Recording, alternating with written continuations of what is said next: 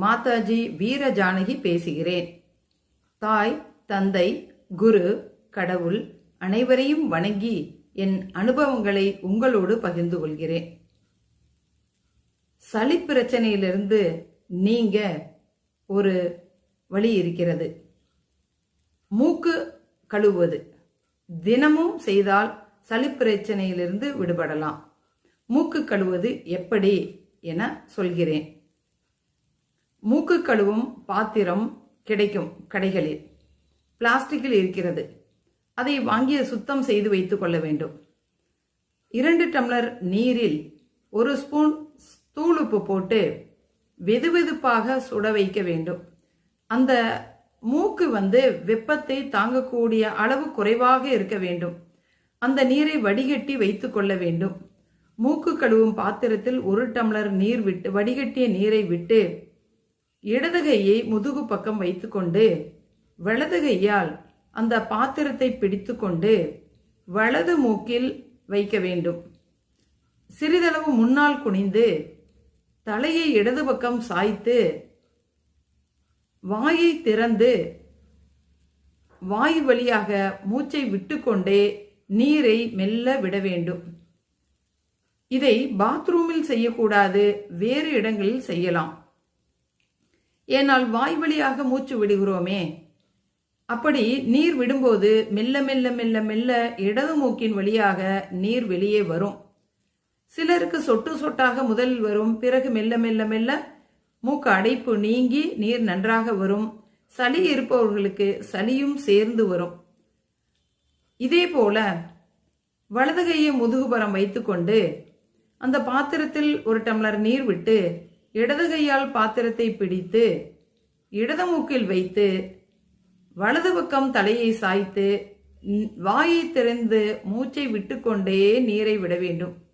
இப்போது வலது மூக்கின் வழியாக நீர் மெல்ல மெல்ல வெளியே வரும்.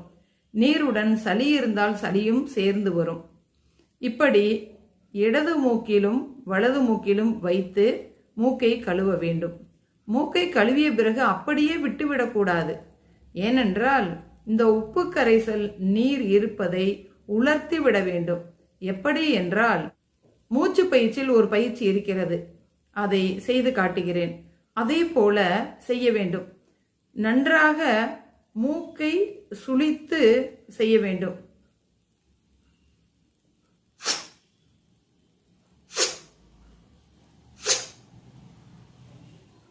மெல்ல மூச்சை இழுக்க வேண்டும். மூக்கை சுழித்து காற்றை வெளியேற்ற வேண்டும். சிறிது நேரம் விட்டாலே உடல் காற்றை உள்ளே இழுத்து கொள்ளும்.